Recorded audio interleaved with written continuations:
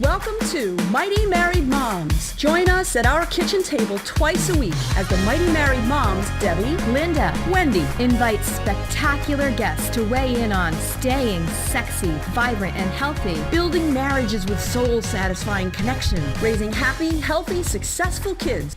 Conversations with Mighty Married Moms will bring you closer to the life you really want. Episode 53.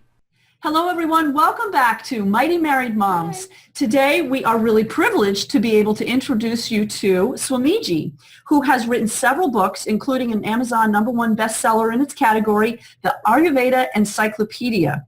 He's spoken to the White House Alternative Medicine Commission and international medical schools, including Johns Hopkins. And when Swamiji was a college freshman 4 decades ago, he lost his parents in a car accident. With inescapable grief, he attended a campus talk on meditation, and that's when he started meditating. This was the first thing to give him some inner peace, and he has made that his life's work. Swamiji's latest book is The Stress-Free College Student, which is something we could all be interested in. I have 2 college students right now, offering solutions to reduce the 80% anxiety, depression, and 50% dropout rates among college students in mere minutes. Ooh, that sounds interesting. Bryant University's posted his book next to their list of 50 books that changed the world. He also works with a cutting-edge scan technology that measures Western medicine heart rate variability and allows researchers to correlate that to complementary wellness systems like Ayurveda and Chinese meridians. Wow, you have lots of different experience and expertise. And Swamiji, we are really happy to have you with us today. Thank you. It's my pleasure too. Why don't you just give us really briefly, we've got some of this from the introduction that you shared with me, but, a little bit more information as well about, where you came from and how you got to where you are right now. What's your passion for getting to this? Sure. Well, I was just a regular American kid. Nothing. We back in the 70s and the 60s. None of this was talked about. Yoga, meditation, which now is in every spa. Back then, the only thing we heard was the Beatles went to India. They learned some meditation. End of story. That's true. That's funny. It was very weird, and we made fun of it as a culture, me included. And then. But in the 60s, that started to change, the Woodstock generation, and it started to seep in more and more. But it was really still on the fringes. And when I got involved with it, as you said, I didn't really have much of a choice. Nothing else was working. I couldn't bounce back when I went back to college like you usually do after summer vacation. I really needed something, and nothing was working. And so I said, well, the words they're using, I don't quite understand them, but the analogies are exactly what I feel inside. So I started this meditation, and there was like a bubble suddenly. It's like if you're out in the rain and you say, why am I getting wet? And then you stand on the porch and suddenly say, well, it's still raining out, but I'm not getting wet. And that's really what that inner peace was like, that, well, this tragedy happened, but somehow there's some breathing room there. It's not complete. And it was, for me, I think the patterns in my life, from the tragedies to the good things happen in an instant. So my parents, they died in an instant.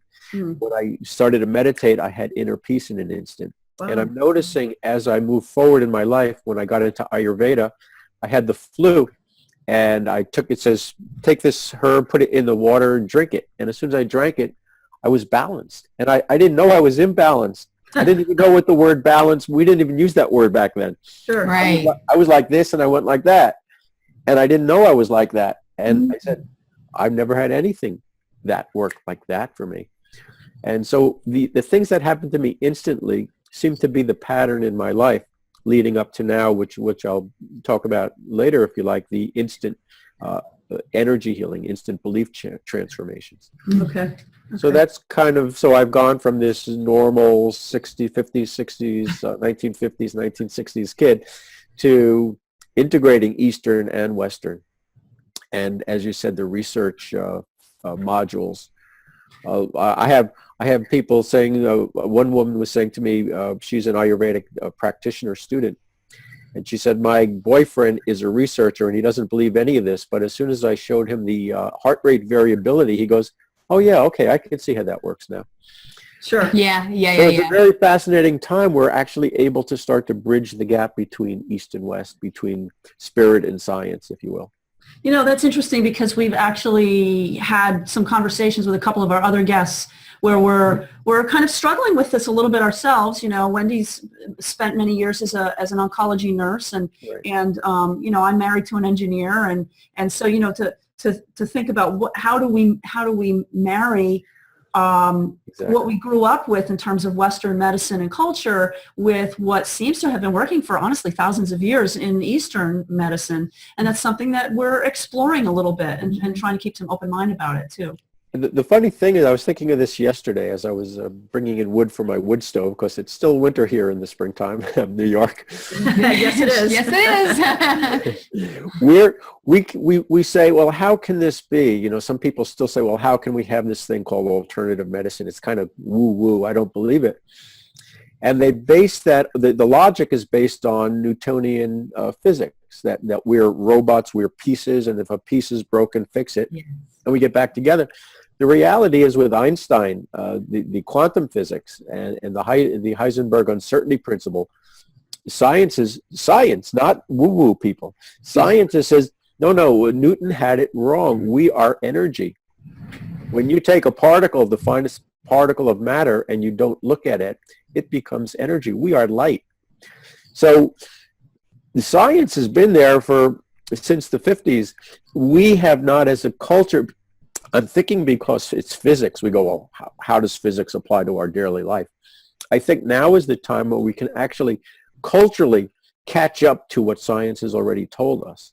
So the irony is it's science that has been leading the way to merge with the Eastern philosophies.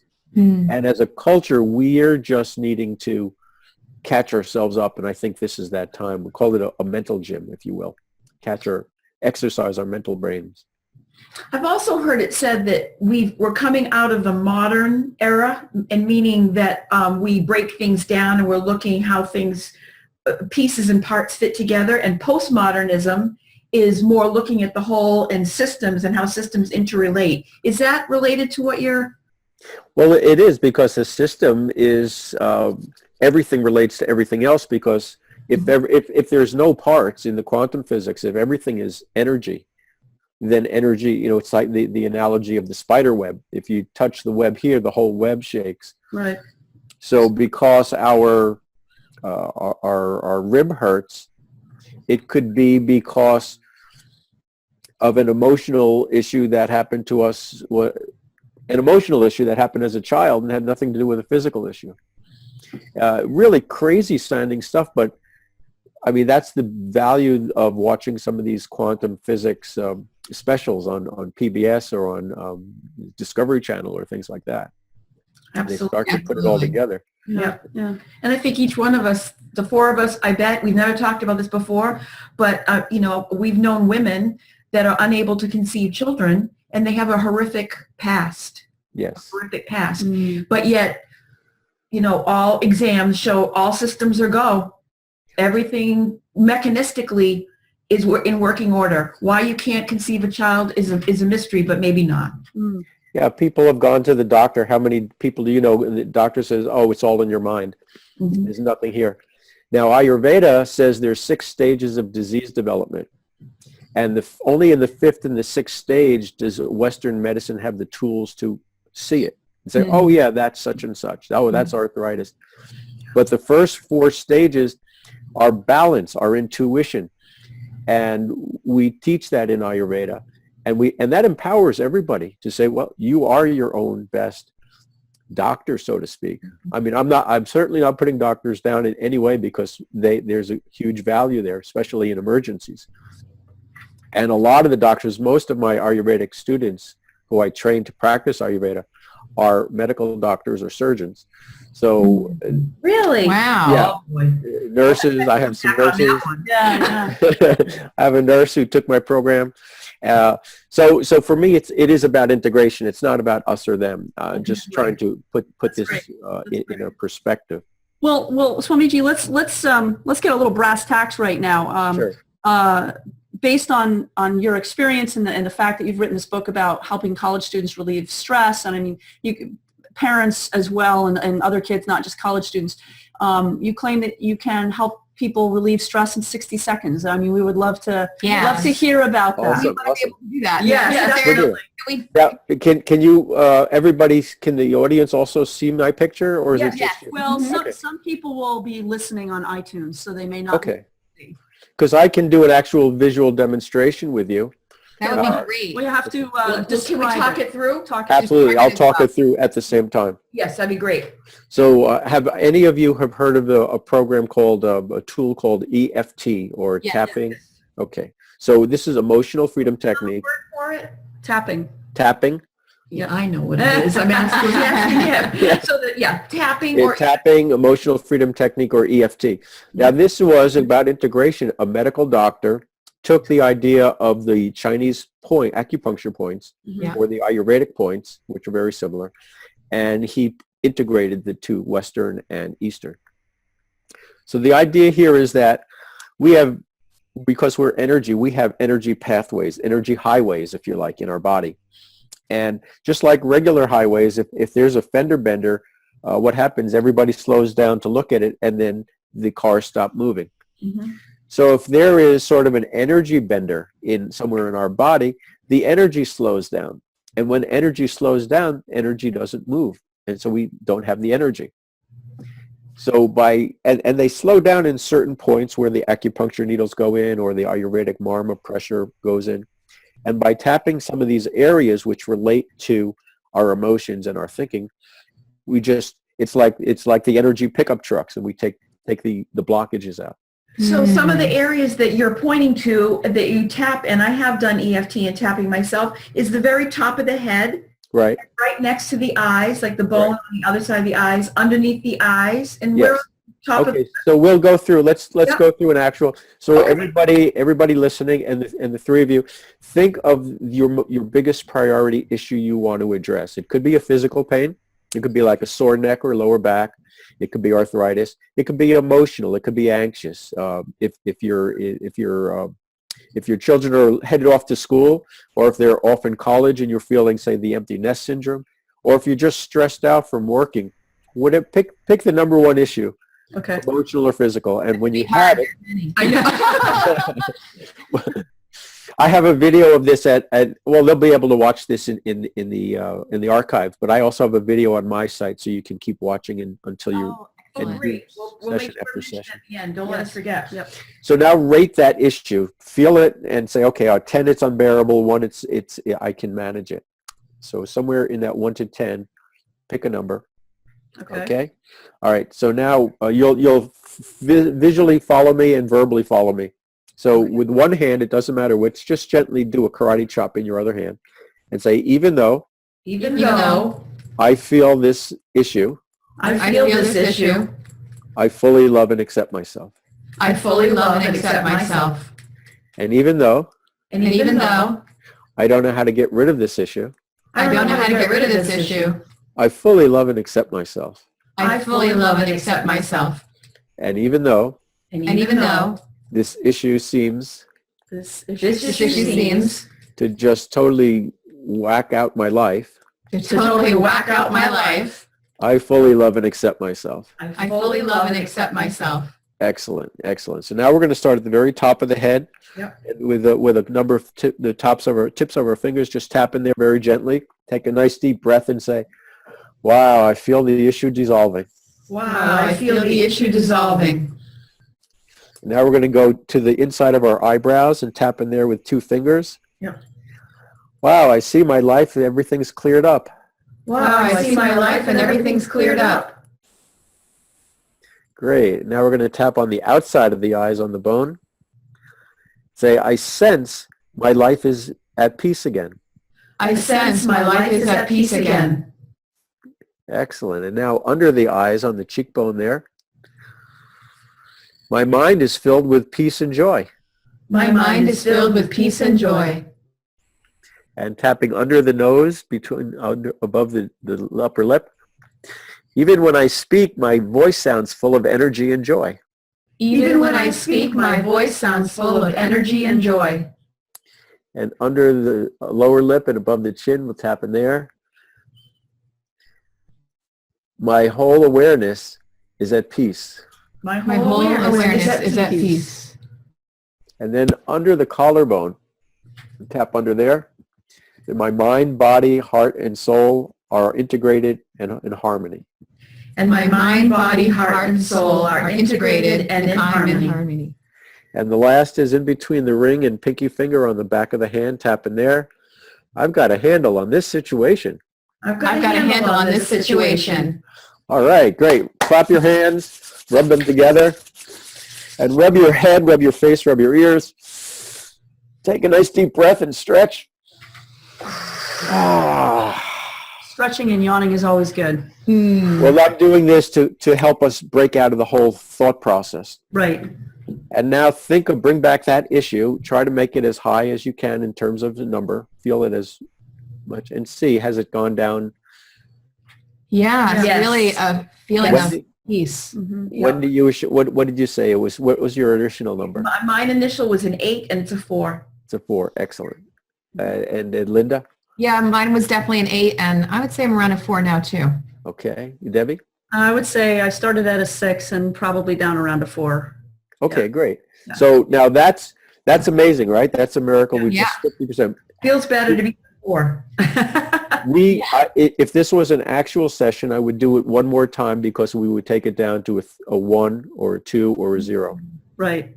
4, I mean, we can do that. So that's one way to instantly, within 60 seconds, deal with this. Yeah, that's great. And when you talked about the energy highway, I really appreciated the rubbernecking. The notion of, oh wow, something's blocking, something's upsetting, and everything's slowing down. Everybody can relate to being on the highway in traffic.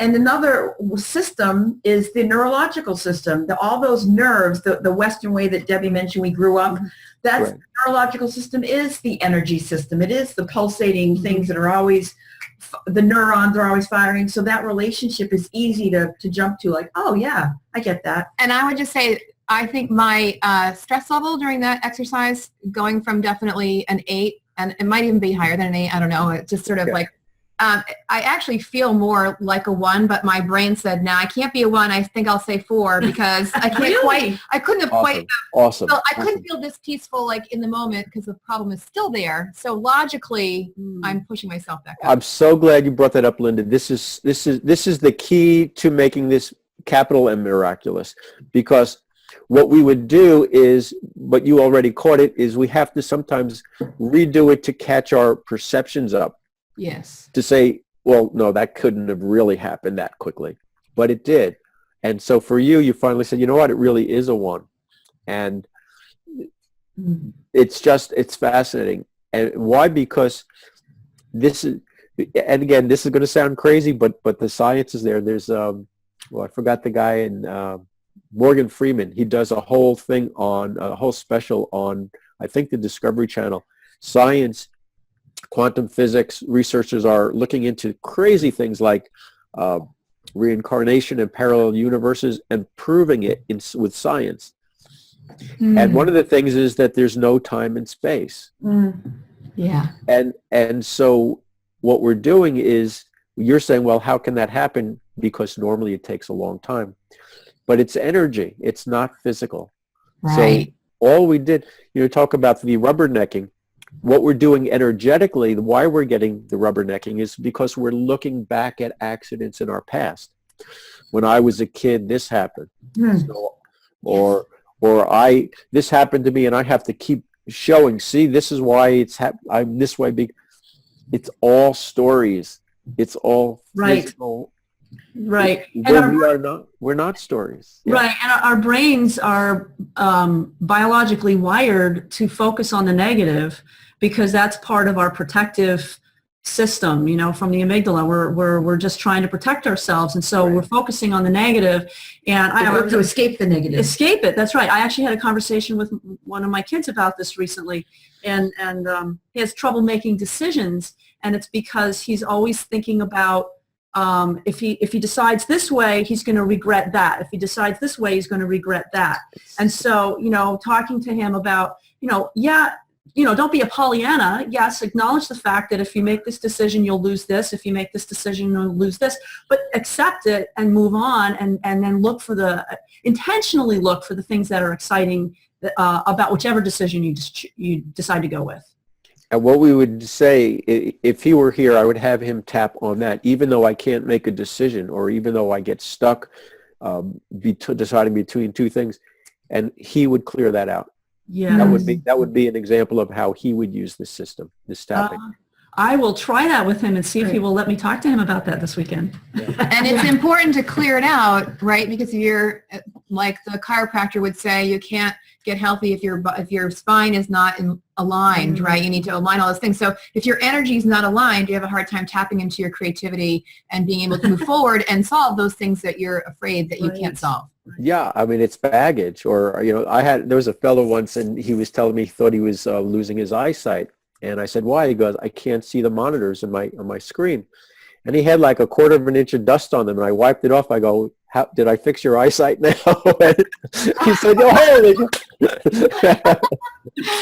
I know, it's so interesting. So we have to clear things out, whether it's a dust, it's also, we could think of it as just our entangled energy patterns.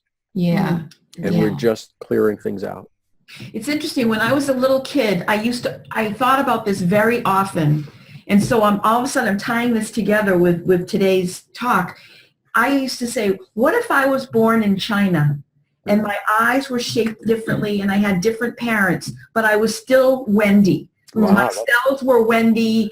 Everything was Wendy, but I was born in a different culture and had different parents. Would I still try to make people laugh? Would I still have? So it's very, very interesting to hear this, because I would be rubbernecking and looking back at other wounds or issues that happened in my past, but I was still thinking I was going to be me, but come up somewhere else. That's very deep. That's awesome. Yeah.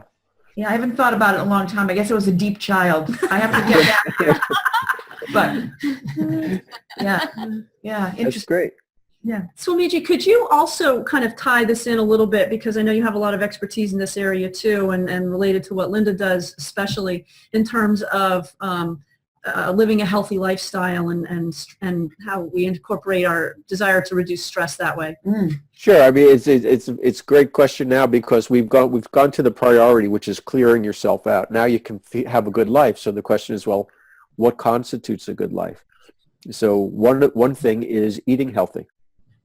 And that could be just simply starting with fresh fruits and vegetables. And if you only take one thing away from how to eat healthy, it's avoid white sugar and white flour and junk foods. And if you just do that for a week, 2 weeks, you're going to start to feel amazing. Things are going to clear up. Our body, Absolutely. whether it's energetically or physically, knows how to heal itself if we just get out of the way. Mm-hmm. So that's one that just right off the bat, if you do nothing else, I like to keep things really at its essence. After that, it becomes esoteric. And the first esoteric is eat fresh fruits and vegetables, whole grains. It's not really esoteric, but right. It depends who's listening, So if you're on white white bread sandwiches, like I did when I was a kid, I have to admit. We all. Literally putting sugar on butter on the white bread? Yeah.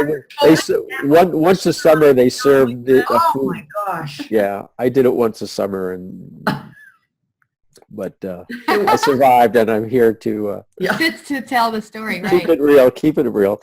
And so if you have fresh fruits and vegetables, whole grains, it's full of nutrition. And the one thing is, in Ayurveda, it says even if it's nutritious, make sure it's delicious. Because if it's not delicious, your taste buds will go, nah, and it won't absorb, it won't kick in the message, digest this.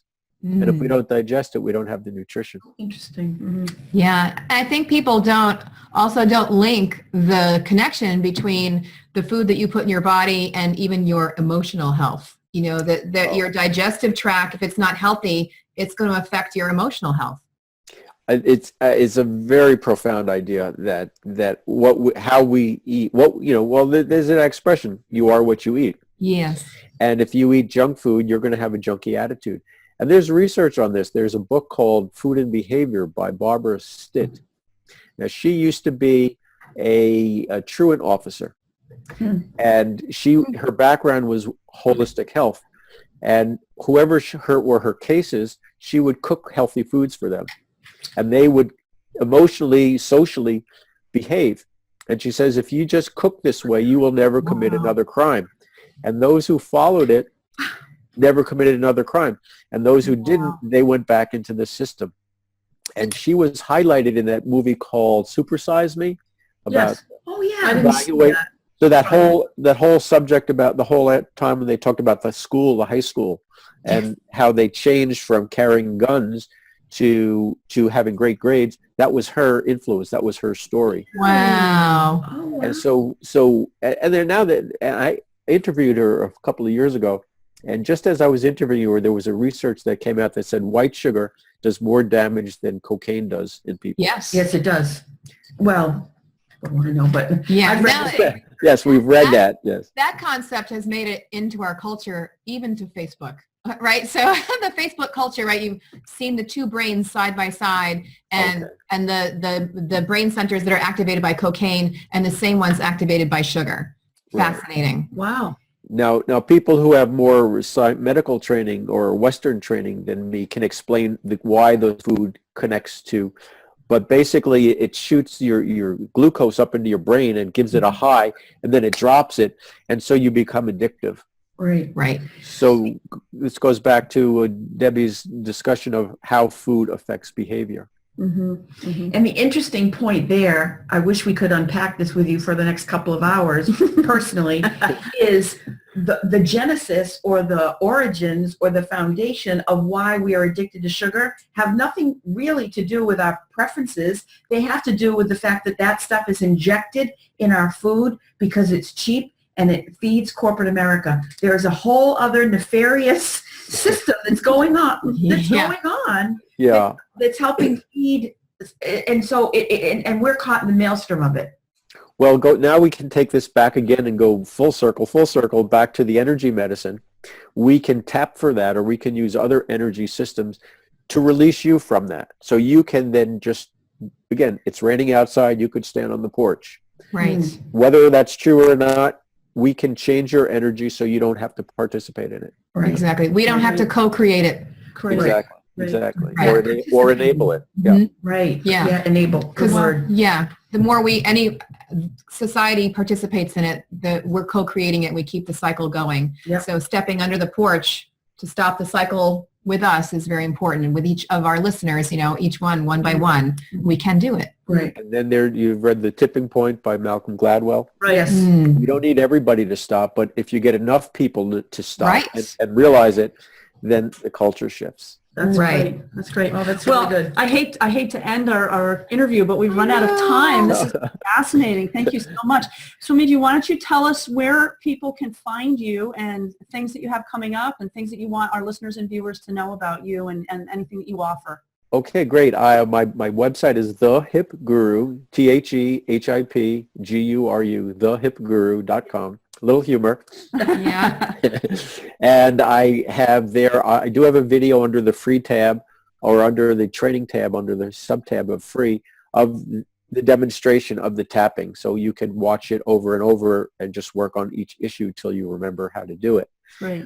On my homepage, I'll be presenting in New Jersey twice next month, and I don't remember the dates, but it's on the homepage. Okay. I have my Instagram. Excuse me, my Instagram is there.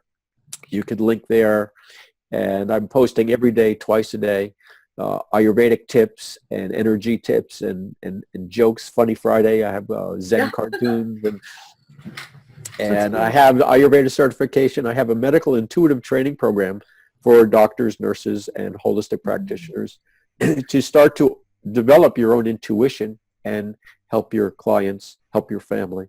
Oh, I like that a lot. That's great. That's great. Well, thank you so much for this interview. Yeah. And thank you very much for having me. It was really wonderful. Yeah, Thanks so much. Hopefully maybe you'll even come back and talk to us again, because This was great. I'd love there's to. a lot more There's a that lot more. we would love to talk to you about. It's been really a blessing. Yeah. And Thank you. Yes, me too. All the best. So much. All to your listeners and all the blessings. Thank you. Thank Bye-bye. you. Bye-bye. Thank you for joining us for this episode of Mighty Married Moms. Tune in twice a week on Mondays and Thursdays to meet fascinating and inspiring guests who will help you create the life you've always wanted. You can find these episodes and special gifts just for you at mightymarriedmoms.com, as well as a link to our Facebook community, where we continue the conversation around the kitchen table. Please also help share the love by leaving a review on iTunes. We'll see you next time.